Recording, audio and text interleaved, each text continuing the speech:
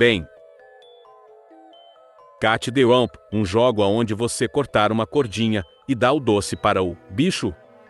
Não importa tanto se é um bicho ou não, mas você deve ter jogado muito isso no dia que se deparou com algo diferente lá na loja de aplicativo do seu celular. E vendo esse lendário jogo, eu pensei, vou falar um pouco sobre a história desse game memorável e nostálgico. E hoje nós vamos falar sobre a história de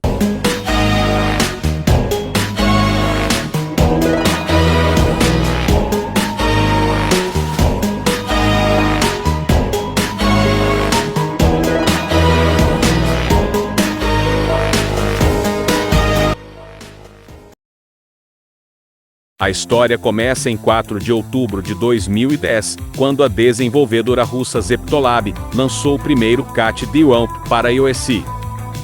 O jogo foi um sucesso instantâneo, uma jogabilidade simples e viciante, onde o jogador precisava cortar cordas para alimentar o monstrinho verde Onam com doces. Ganhou vários prêmios e se tornou um dos aplicativos pagos mais baixados da App Store. Porém, logo depois do sucesso estrondoso, a empresa lançou o jogo para dispositivos Android, que não deu outra, também se tornou o jogo mais baixado do momento. Aí a empresa, pensando em como subir com o hype do primeiro jogo, lançou o incrível, o majestoso, o grandioso Cat the Rump Experiments, que não mudou completamente nada. Nada ainda seria melhor porque os caras simplesmente adicionou o sistema de vida, e você perde uma vida a cada fase que você joga. A cada vez que você perde, você simplesmente perde uma vida, quando você repete a maldita fase. Também não vamos esquecer que foi nesse jogo que botaram as estrelas temporárias, que basicamente some se você não a coleta a tempo, mas também tem fases com experimentos até que legais, mas tem sistema de vida. E eu detesto o sistema de vida em jogos, só aceito em Angry Birds Go e Card Wars, mas deixa isso para outros vídeos. E já em 2013, 2 anos depois do fracasso que Experiments foi, eles lançam o melhor jogo na minha opinião, o Cat the Rump Time Travel, que simplesmente ultrapassou o limite de tudo já imaginável, onde o nosso querido bichinho Onam viaja pelo tempo e revê seus ancestrais. Mas não é só por causa disso que é meu jogo favorito, mas sim porque ele adicionou muitas mecânicas diferentes que eu nunca vi na vida, ainda mais para uma criança que não entende nada.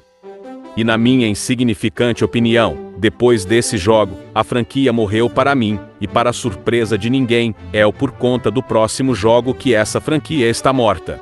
E bem, é uma sequência, e acho que por isso é tão ruim, mas eu acho que já dá para saber que estou falando de Cat the Rump 2, ou Cat the Rump 2 para os mais novos?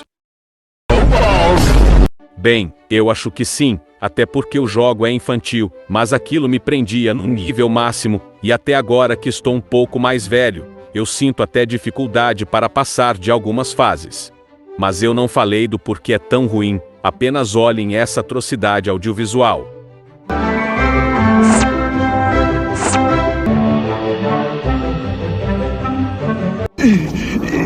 Leave me alone!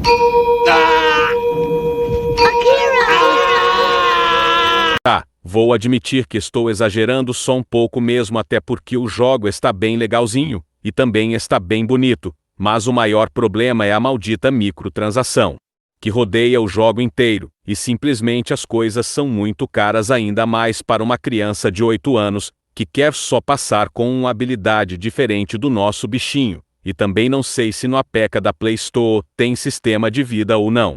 Porém não vou me estender tanto em um jogo que não gosto, aí é de gosto para gosto, mas eu odeio esse jogo porque sim, e ninguém vai mudar minha humilde opinião. Deixando isso de lado, vamos falar do jogo do ano seguinte, My Onam, que é só um jogo de Tamagotchi, mas ninguém fala que é desse tipo. Então é um jogo no estilo de My Talking Tom, que aí sim é um jogo que todos entendem, e meio que não muito a falar sobre esse jogo, só é um jogo de cuida do bicho, e jogar alguns menis jogos de puzzle, e só. E agora vamos falar de mais um jogo diferente, que é Cat the Rump Magic, que meio que o nosso bichinho ganha poderes, e enfrentar desafios com esses poderes, e eu acho que esse é o último jogo da franquia Cat the Rump, E tá, eu sei que lançaram outros 2 Cat The Wumps, mas eu vou falar sobre isso mais para frente. Mas no Cat The Wump Magic, o seu bichinho tem poder de se transformar em vários animais, e até em um fantasma, e as fases são bem legais, e a estética do jogo é muito bonita, mas também tem um problema, que é a microtransação, de novo, mas como um jogo gratuito, pode se tornar rentável.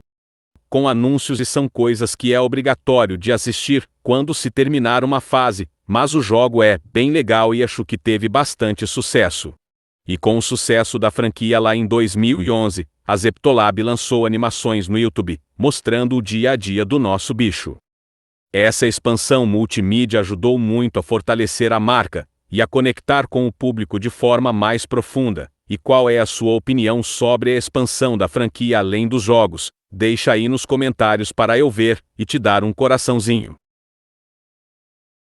E com mais 2 spin-offs da franquia, a Zeptolab lança lá em 2019 o jogo de nome Unknown Monge, que meio que não prefiro falar muito sobre esse treco, até porque eu posso ter certeza que nenhuma criança gostou dessa merda. E só um jogo clickle, e eu acho até que os jogos da Shop deve ser melhor que esse, mas logo no próximo jogo do ano seguinte, a empresa lança o Unknown e é só um Subway Surfers desse bicho. E é um joguinho de correr e pular pelos trens e só, mas voltando ao assunto daqueles 2 Cat The Wumps recentes, é que um é remaster, e o outro é só a bosta de um jogo de Netflix, mas vamos pelo remaster.